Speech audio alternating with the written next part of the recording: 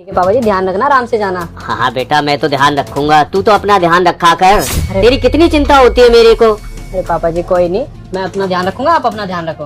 मेरा ध्यान रखने के लिए तो महिमा है यहाँ पे। हाँ हाँ चल ठीक है, मुझे जाने दे। है रुक जाइए। क्या हुआ महिमा? अरे ये पूछो कि क्या नहीं हुआ है। तिजोरी में से सारे के सारे पैसे गायब हैं। कैसी बात कर रहे हो तुम? पैसे गायब तिजोरी में से? कौन चोरी कर सकता है हमारे घर में? मुझे क्या पता, बाहर से तो कोई आया नहीं है। और मैंने अभी थोड़ी देर पहले तिजोरी में ही पैसे देखे थे, जब तक पापा जी वहाँ नहीं गए थे। पापा जी उसी कमरे में थे और मैंने इन्हें वहीं से निकलते हुए देखा है। अरे तुम्हारा दिमाग खराब है, तुम कहना चाहते हो पापा जी ने पैसे लिए? मैं क्या कहना चाह रही हूँ, बाकी तो तुम खुद ही देख लो ना। मुझे पक्का यकीन है कि वो पैसे पापा जी के ही पास है, इस बैग में।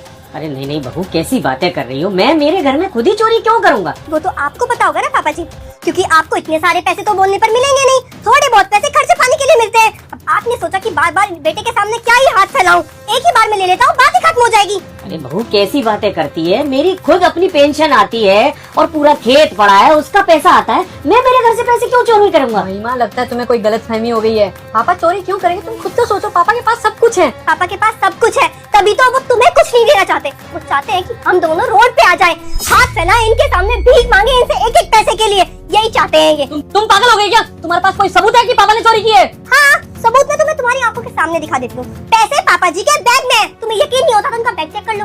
देख ले बेटा, कम से कम दिमाग से ये फितूर तो निकल जाएगा। अरे पापा मुझे है आप पे यकीन, आपने नहीं पैसे चोरी किए। अच्छा, चेक कर। मुझ पे यकीन नहीं है तुम्हें?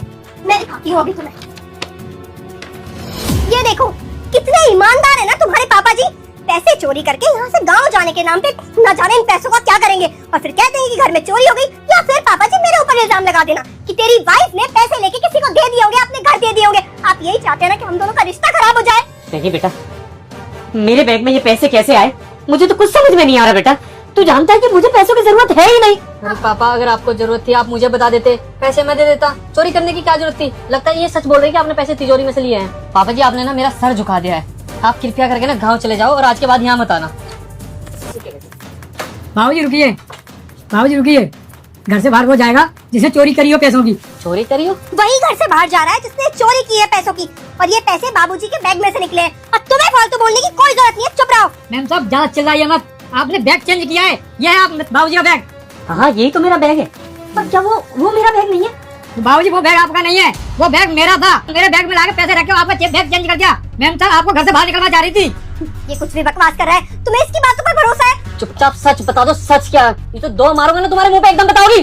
तुम हमारे बाप बेटे का रिश्ता खराब करना चाहती हो? क्या चल रहा है तुम्हारे मन में? क्या चल रहा है? अरे कुछ नहीं चल रहा है, बस इतना चाहती हूँ कि शांति बने दोस्तों अगर आप इंडिया से हैं तो जल्दी से वीडियो को लाइक करके चैनल को सब्सक्राइब कर लीजिए। जिंदगी जी लूं मैं चाहती हूँ कि ये गाँव चले जाए।